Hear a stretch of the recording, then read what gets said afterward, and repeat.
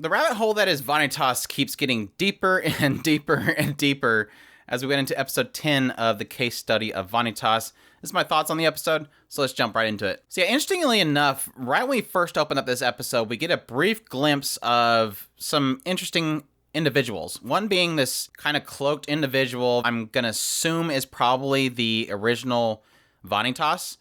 And in front of him is somebody that looks just like our Vanitas, the new Vanitas, number 69, we'll call him that.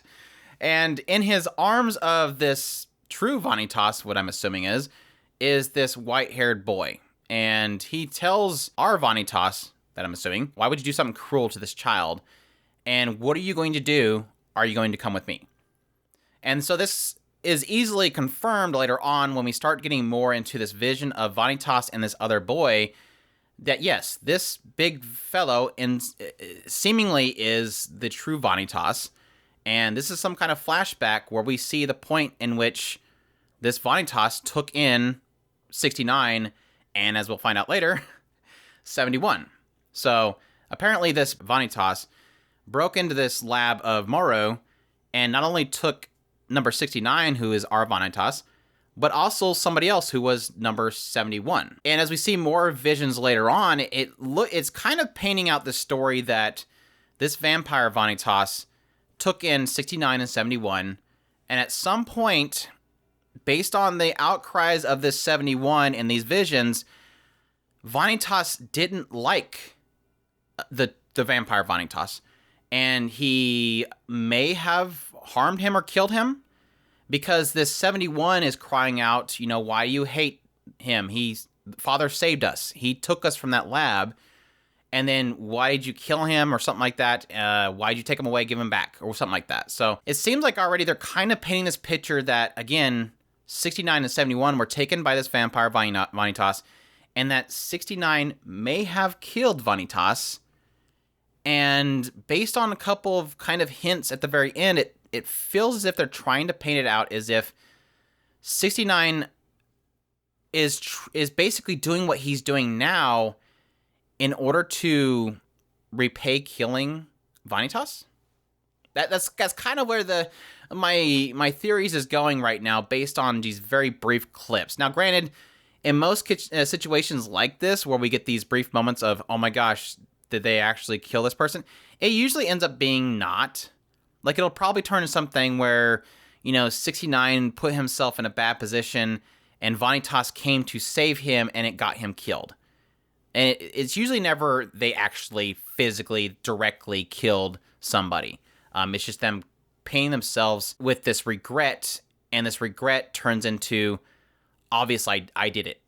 They think directly they did it. So that's where I'm going. Because it really starts hitting heavy on this idea of, well, why are you doing this? And I'm going to keep referring to him as 69 because it's hard to talk about the vampire Vanitas and this Vanitas at the same time. So it keeps asking the question throughout this episode, why is 69 doing what he's doing? Why is 69 saving the vampires? Why is he even here? What brought him to this point?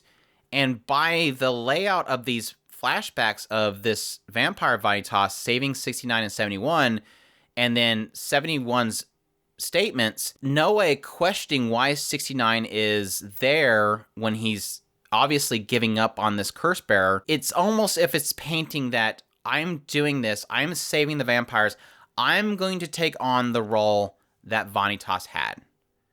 Now, if Vanitas was actually, the true Vanitas was trying to save vampires, is the big question mark.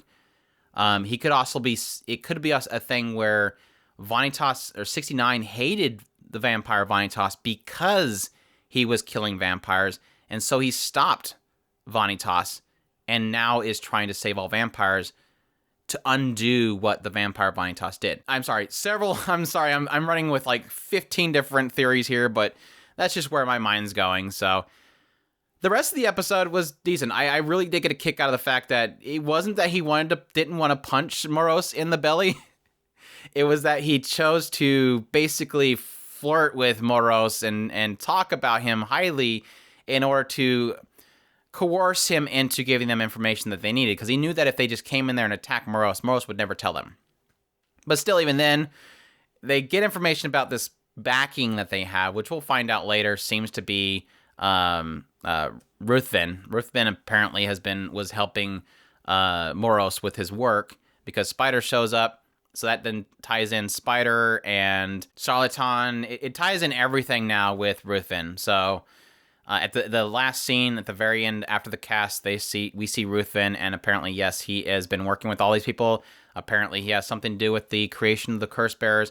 We kind of assume that based on the whole discussion with the Queen about the Queen and everything, but basically confirmed at this point. It seems like Ruthven's like, yeah, no way, you're gonna have to deal with me now. So I guess I'm kind of hoping that before we get into this split core, because again, this is going to be a split core, or split season. We have this core, and then we'll have another core later. It does seem like it's painting out this idea that, yeah, they're probably going to have a fight with Ruthven possibly by the end of this one. But yeah, it was interesting as he's kind of buttering up Moros, and Moros is telling about this backer that he has now, and then he's doing all this great work, and he totally misses Vanitas, or 69. And he got, oh, look at these. I have these eyes over here in this jar. They're from vampires. I got all these parts from vampires before they turned to ash. And everybody's kind of getting angry watching and getting disgusted. And then eventually he's like, oh, Vanitas, your eyes have changed. Is this because of the Blue Moon vampire? Did the Blue Moon vampire do this to you? Your eyes have changed colors. Let me take just one of them. That's when Noe finally steps up and said, I can't take it anymore. His name isn't 69, and then that's when Vanitas is like, no, stop, you're gonna mess up everything. And then sure enough, that's when Roland got up, and he's like, thank you, Noe, I was about to burst out here too. And so everybody's basically fed up. At the same time, Vanitas is like, fine, screw it. What, you're gonna tell us everything you know. It was like this trying to keep composure. It finally snaps, and then Vanitas is like, crap, you guys screwed up my plan. Fine, then we'll do it this way. And that's when Spider shows up, swips off, takes Moros away, and then Moro, while Vanitas is trying to stop him, that's when he calls out and says, where's 71? What happened to 71? How's he doing? And that's when, again, you get all that little conflict that's happening inside of Vanitas. Yeah, and then a curse bearer busts through one of the doors, and it's this big shadowy void. Vanitas at this point seems like he's giving up on everything. Like, you guys get out of here. The shadow will consume the curse bearer inside, and then when it does that, it'll disappear. And he's like, no, we can save it. I mean, what are you doing here for? Like, what are you here for? And that's, like I said, where he's trying to push him, like, I'll go save him.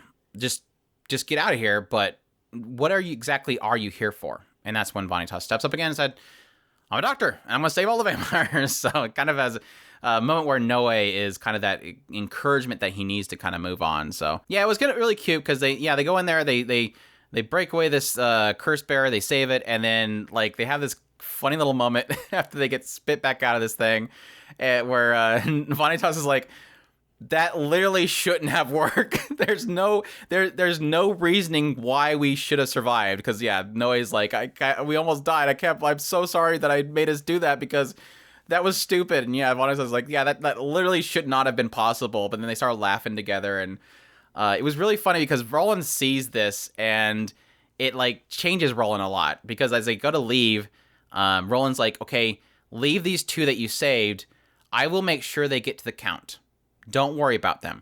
But you two, you guys need to get out of here. And you obviously find out why is because this Olivier guy shows up, who is another one of these Chaucers, and he didn't want them to get caught.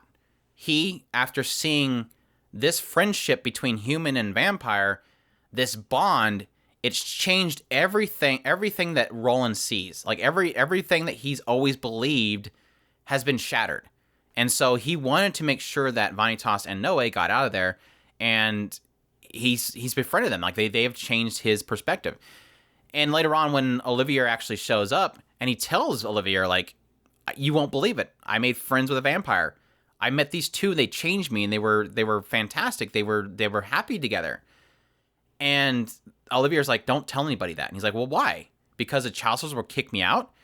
And then he's thinking to himself, it kind of shows us like inner thought of Olivier, like, you don't know what you're doing. Like, it literally is laying it out as that Roland doing this is going to get him exiled.